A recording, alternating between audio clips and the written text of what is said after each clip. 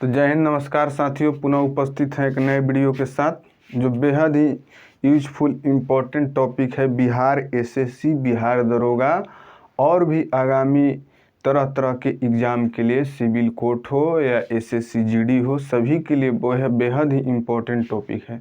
तो आइए, बस ये 2 से 4 मिनट का वीडियो होने वाला है और ध्यान से सुन लेने पर आपका 1 नंबर पक्की है। तो चलिए आइए देखते हैं। देखिए, योजना आयोग और नीति आयोग दोनों को कंबाइंड किया गया है और बीच में क्या दिया गया है, लाइन दे दिया गया है, दोनों में अंतर अच्छी तरह स्पष्ट हो जाए। तो आप जानते हैं कि सबसे पहले योजना आयोग का गठन किया गया था। योजना आयोग का गठन जो है आर्थिक नियोजन समिति जो 1947 में गठित हुआ था, उसके सिफारिश पर 15 मार्च 1950 को योजना आयोग का गठन किया गया था। यानी यहाँ से चलिए हम देखते हैं। आर्थिक आयोजन एक समिति था जिसका गठन 1947 में हुआ था, ये लिखना भूल गए हैं। यानी आर्थिक आयोजन समिति का गठन पंडित जवाहरलाल नेहरू की अध्यक्षता में 1947 को हुआ था। इस समिति के ही सिफारिश पर 15 मार्च 1950 को योजना आयोग का गठन किया गया था। पहली पंचवर्षीय योजना का प्रारंभ जो है 1 अप्रैल 1951 से, ईस्वी बहुत मायने रखता है। गठन हो गया 15 मार्च 1950। अब पहली पंचवर्षीय योजना का प्रारंभ 1 अप्रैल 1951 बहुत पूछा जाता है, तो इसलिए इसको डेट याद रखेंगे। अगर वित्त वर्ष स्टार्ट ही होता है 1 अप्रैल से, तो बस 1 अप्रैल याद रख लेना है।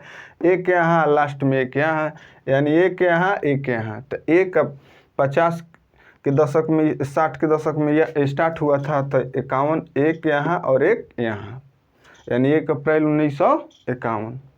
प्रथम अध्यक्ष की बात कर लेते हैं। तो आप लोग जानते हैं इसके प्रधानमंत्री अध्यक्ष होते हैं।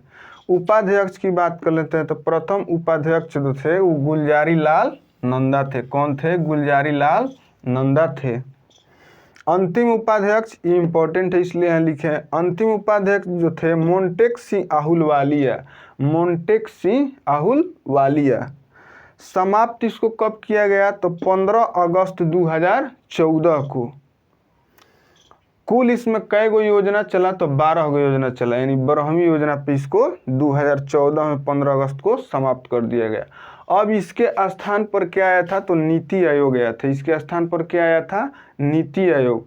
तो इसको समाप्त कर दिया गया था 15 अगस्त 2014 को। भी इम्पोर्टेंट है, याद रखेंगे। इसको समाप्त करने के बाद नीति आयोग का गठन कब किया गया था? तो 1 जनवरी 2015 को। 1 जनवरी 2015 को। अब यहाँ देख लेते हैं नीति। नीति का कई बार फुल फॉर्म भी पूछ लिया जाता है। तो नेशनल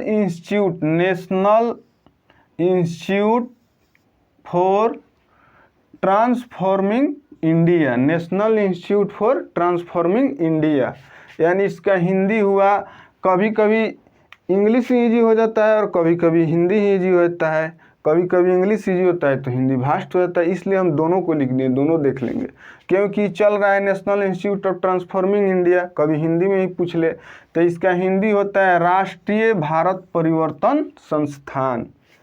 इसके प्रथम उपाध्यक्ष कौन थे? तो डॉक्टर राजीव कुमार। डॉक्टर राजीव कुमार। यानी उपाध्यक्ष की नियुक्ति कौन करता है?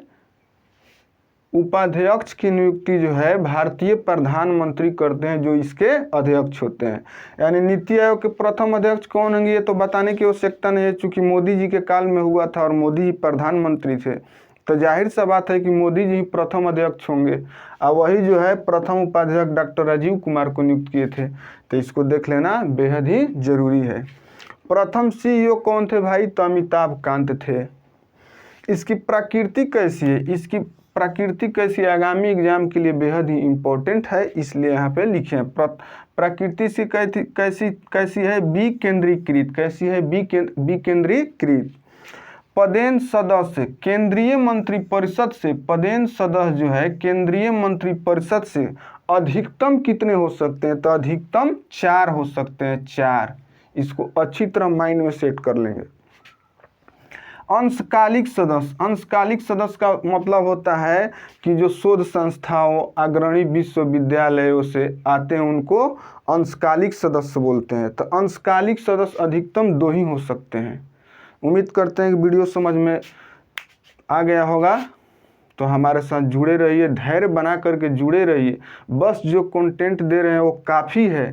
धैर्य बना के जुड़े रहिए और वीडियो अच्छा लगे तो सब्सक्राइब और लाइक करना ना भूलें, क्योंकि सब्सक्राइब और लाइक ही हमको मोटिवेट करता है, उत्सुक करता है, जागरूक करता है और ऐसा कंटेंट आपको देखने को मिलते रहेंगे। तो धन्यवाद, फिर मिलते हैं नेक्स्ट वीडियो में।